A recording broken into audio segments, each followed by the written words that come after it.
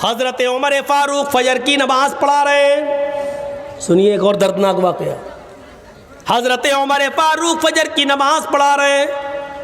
फिरोज नामी आदमी छिपा हुआ है, मजूसी अबू लूलू जिसको कहा जाता है, खंजर को जहर में बुझाए हुए छिपा हुआ है। जैसी हजरत उमर ने नीयत बांधी अल्लाहू अकबर का, वैसी उसने बुझा हुआ खंजर हजरत उमर के पेट में मार दिया।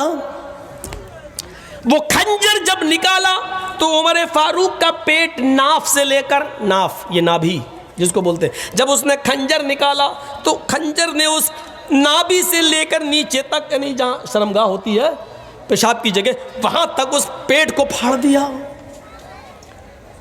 जब तक उमर फारूक में ताकत रही नमाज पढ़ाते रहे और फिर बेहोश होके गिर गए। उनको लाया गया, एक सहाबी आगे बढ़े, उन्होंने नमाज पढ़ी।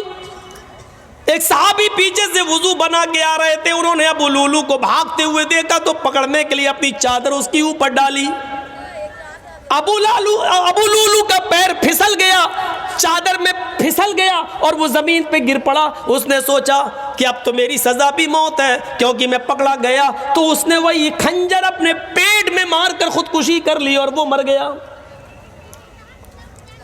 सूरज निकलने के बाद होश आया, तभी बैठे हकीम बैठे हुए हैं, कोई कह रहा है कि इनको दूध पिलाओ। हजरत उमर फारूक तो दूध पी रहे हैं, मुंह से दूध पीते हैं, लेकिन जख्म इतना गहरा है कि वो पेट में दूध रुकता ही नहीं। पेट के रास्ते से, उस जख्म के रास्ते से वो दूध बाहर आ जाता है। हकीमों ने कहा शहद पिलाओ, उनको शहद खिलाया जा रहा है, लेकिन वो शहद पेट के रास्ते से बाहर आ रहा है, पानी पेट के रास्ते से बाहर आ रहा है। एक नौजवान खड़ा हुआ, कहने लगा अमीरुल मोमिनीन आपकी हालत ये है, लीजिए मैं पानी लाया हूं, वुजू बना लीजिए। आप फजर की नमाज पढ़ा रहे थे, आप अभी 2 रकात पढ़ा भी नहीं पाए कि आप बेहोश हो गए। आप लेटे लेटे नमाज पढ़ लीजिए। हजरत उमर ने कहा क्या मैंने अभी नमाज नहीं पढ़ी फजर की? कहा नहीं, आप बेहोश हो गए। जल्दी से उन्होंने वुजू बनाया और पेट पर एक कपड़ा बांधा और खड़े होकर नमाज पढ़ी। लोगों ने कहा इस अमीरुल मोमिनीन बैठ के नहीं लेट के पढ़िए, आपको खड़े होने की जरूरत नहीं, खून ज्यादा बह रहा है। फरमाया, अल्लाह के नबी ने फरमाया खड़े होकर ताकत हो तो खड़े होकर पढ़ो, और जब खड़े होकर पढ़ने की ताकत ना हो तो बैठ के पढ़ो, और बैठ के पढ़ने की ताकत ना हो तो लेट के पढ़ो, और लेट के भी ताकत ना हो तो इशारे से पढ़ो, लेकिन अभी मेरे अंदर खड़े होकर पढ़ने की ताकत है। बहरहाल उन्होंने पढ़ ली। खड़े होकर नमाज अदा करने के बाद जब बिस्तर पर लेटे तो एक ने पूछा अमीरुल मोमिनीन आपने तो इस हाल में नमाज अदा कर ली, आपने तो इस हाल में नमाज पढ़ ली, लेकिन आपके बाद अगर किसी और मुसलमान का पेट फट जाए, खाना पानी दूध शहद सब पेट से निकलने लगे और वो बिस्तर पर लेटा हुआ हो और वो इस हाल में नमाज छोड़ दे तो उसका क्या हुक्म है? इस हाल में अगर छोड़ दे तो उसका क्या हुक्म है? हजरत उमर ने कहा इस हाल में भी पढ़ना पड़ेगी अगर उसको होश है तो। पूछने वाले ने क्या पूछा? मुअत्ता पढ़िए इमाम मालिक की। पूछने वाले ने पूछा अमीरुल मोमिनीन मैंने ये नहीं पूछा कि पढ़ना पड़ेगी या नहीं, मैंने ये पूछा अगर इस हाल में, इतनी बीमारी में, इस मर्ज में उसका पेट फट गया हो और खाना पानी दूध शहद सब पेट से निकलने लगा हो, इस हाल में अगर नमाज छोड़ दे तो क्या हुक्म है? हजरत उमर का जवाब सुनो जो इमाम मालिक की हदीस मुअत्ता के अंदर नकल किया इमाम मालिक ने। हजरत उमर ने फतवा दिया इस हाल में भी पढ़ना पड़ेगी अगर उसको होश है, पेट फट गया, खाना पानी दूध दवा शहद दही सब पेट से निकल रहा हो, लेकिन उसको होश हो तब उसको नमाज अदा करना पड़ेगी। अगर उसने इस हाल में भी, होश में आने के बाद भी अगर नमाज इस हाल में नहीं पढ़ी तो ला हज़्ज़ फिल इस्लामी लिमन तरकस्सलाह, तो उस आदमी का उमर की नज़र में इस्लाम के अंदर कोई हिस्सा नहीं है, वो आदमी मुसलमान ही नहीं है जो इस हाल में नमाज छोड़ दे। इस्लाम के अंदर उसका कोई हिस्सा नहीं है। इस हाल में अगर नमाज छोड़ दे तो नमाज इस्लाम के अंदर हिस्सा नहीं है। सेहत व तंदुरुस्ती, हट्टे कट्टे मोटे ताज़ा होने के बाद ना इस हाल में नमाज छोड़ दो तो हम कितने मुसलमान हैं। हम किसी को काफिर कहने का हक़ तो नहीं रखते मेरे भाइयों, लेकिन सोचो तो अपने गरीबानों में झांक कर कि हम कितने % मुसलमान हैं। नमाज के ऊपर कुछ ज़्यादा ही हो गया, लेकिन होना भी चाहिए क्योंकि नमाज तो इस्लाम की बुनियाद है। ला तत्रुकन्न सलातन मक्तूबतन मुतअम्मिदन फ़इन्न मन तरक सलातन मक्तूबतन मुतअम्मिदन फ़क़द बरियत मिन्हु ज़िम्मतुल्लाह। चौथी चीज़ पर आइए जिस पर मुझे थोड़ा सा आपका टाइम लेना है। वला तशरबन्न खमरन फ़इन्नहु रासु कुल्ले फ़ाहिशतिन। शराब को हाथ न लगाना कभी भी, इसलिए कि वो हर बुराई की जड़ है। सारी बुराइयों की जड़ क्या है? शराब। शराब के बारे में एक हुक्म नाजिल होता है। सुनिए, जब शराब हराम नहीं हुई थी तो मक्के के अंदर ये हुक्म नाजिल होता है, क्या? वमिन समरातिन नखीली वल अनाबी तत्तखिज़ून मिन्हु सगरन व रिज़्क़न हसना। लोगों, खजूर और अंगूर में से कुछ फल ऐसे हैं, खजूर और अंगूर जैसे, जिनसे तुम नशा बनाते हो। तत्तखिज़ून मिन्हु सगरन, जिनसे तुम नशा बनाते हो। व रिज़्क़न हसना, और पाकीज़ा और खूबसूरत रिज़्क़ भी हासिल करते हो। खजूर और अंगूर ऐसे खाओ तो पाकीज़ा, और निचोड़ कर अगर वो बना लो उसकी शराब तो नशा। लेकिन अभी हराम नहीं हुआ, सिर्फ अल्लाह ताला ने इतना कहा। जब आप मक्के से मदीना आए तो कुछ लोगों ने शराब के बारे में सवाल किया, जुए के बारे में सवाल किया। आयत नाजिल होती है, यसअलूनका अनिल खम्री वल मैसिर। ऐ मोहम्मद सल्लल्लाहु अलैहि वसल्लम, कुछ लोग ऐसे जो आपसे जुए और शराब के बारे में पूछते हैं। कुल फीहिमा इस्मुन कबीर, तो आप फरमा दीजिए कि ये बहुत बड़ा गुनाह है। व मनाफिउ लिन्नास, लेकिन लोगों के लिए इसमें कुछ नफ़ा भी है, कुछ फ़ायदा भी है। शराब में कुछ फ़ायदा भी है। फ़ायदा क्या है मालूम है? उस ज़माने में लोग शराब क्या पीते थे? हमारी तरह नहीं पीते थे। उस ज़माने में शराब इसलिए पीते थे, यार ऐसे गरीबों में माल लुटाएंगे तो अच्छा नहीं लगेगा, गरीबों को ऐसे देंगे तो अच्छा नहीं लगेगा, तो शराब पी लेते थे। अब कोई यार अल्लाह के नाम पे दे दो, इधर आ, ले जा। शराब के नशे में वो खूब दिया करते थे। तो अल्लाह ने उसी तरफ इशारा किया, इस्मुन कबीर, गुनाह तो बहुत बड़ा है। व मनाफिउ लिन्नास, लेकिन कुछ मुनाफा, कुछ अच्छाइयाँ भी है। लेकिन इस्मुहा अकबरू मिन नफ़इहिमा, इन दोनों का गुनाह उनके नफ़े से बढ़कर है। गुनाह ज़्यादा है, नफ़ा कम है, और जिसके अंदर नफ़ा कम हो, नुकसान ज़्यादा हो, उस चीज़ को छोड़ देना चाहिए, छोड़ देना चाहिए। फिर एक दौर था, एक अंसारी नौजवान ने हज़रत अली की और अब्दुर्रहमान इब्न औफ की दावत की। थोड़ा सा इधर सुनिए, हमें कुछ हलचल लगती है आपकी। अब आप सुनिए, एक अंसारी नौजवान ने मदीने में हज़रत अली की और अब्दुर्रहमान इब्न औफ की दावत की, खाना खिलाया। मगरिब से पहले ही दौर चला, खाना खा लिया सबने, और खाना खाने के बाद शराब का दौर चला। अभी हराम नहीं हुई थी शराब, शराब का दौर चला, और शराब पीने के बाद सब झूम गए।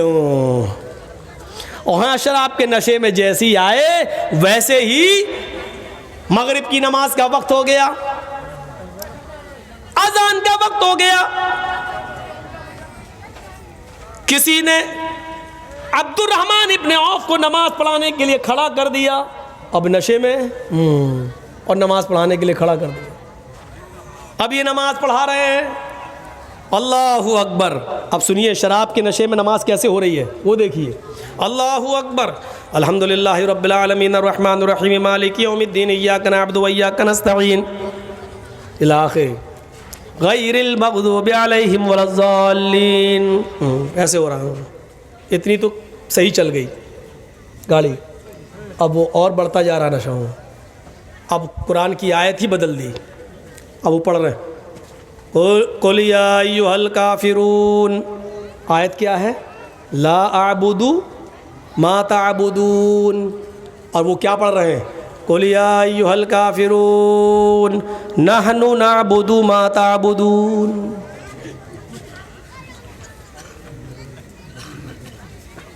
है क्या? कुल या अय्युहल काफिरून, आए नबी कह दो, आए काफिरो, ला अअबुदु मा तअबुदून, मैं उनकी इबादत नहीं करता जिनकी तुम करते हो। मैं उन झूठे खुदाओं की इबादत नहीं करता जिनकी तुम करते हो। और ये क्या पढ़ रहे हैं? ला अअबुदु मा तअबुदून, मैं भी उनकी इबादत करता हूँ जिनकी तुम करते हो। बल्कि नहनु कह रहे, नहनु नअबुदु मा तअबुदून, हम भी उनकी इबादत करते हैं जिनकी तुम करते हो। माना ही बदल गया। जिस काम को मिटाने के लिए अल्लाह के रसूल आए वही होने लगा। तो उस वक्त अल्लाह ताला ने कुरान के अंदर यह आयत नाजिल फरमाई, या अय्युहल्लज़ीना आमनू ला तक़रबुस्सलाह व अंतुम सुकारा हत्ता तअलमू मा, जो तुम बोलते हो जब तक तुम उसको जान न लो कि क्या बोल रहे हो, उस वक्त तक तुम नमाज के करीब न जाओ। आए मुसलमानों, आए ईमान वालों, ला तक़रबुस्सलाह, तुम नमाज के करीब मत जाओ। वान तुम सुकारा, जब तुम नशे में हो। हत्ता तअलमू मा तक़ूलून, जब तक कि जो तुम्हारे मुंह से निकल रहा है उसको तुम समझने न लगो कि हम क्या बोल रहे हैं, हमारे मुंह से क्या निकल रहा है। जब तक इसका इल्म तुम्हें ना हो जाए तब तक तुम नमाज के करीब मत जाओ। मना कर दिया, नशे में हो तो नमाज के करीब नहीं। लेकिन हराम इधर भी नहीं हुई, हराम अभी भी नहीं हुई, सिर्फ एक बाउंडेशन लगा दी, जब नशे में हो तो नमाज के करीब न जाओ।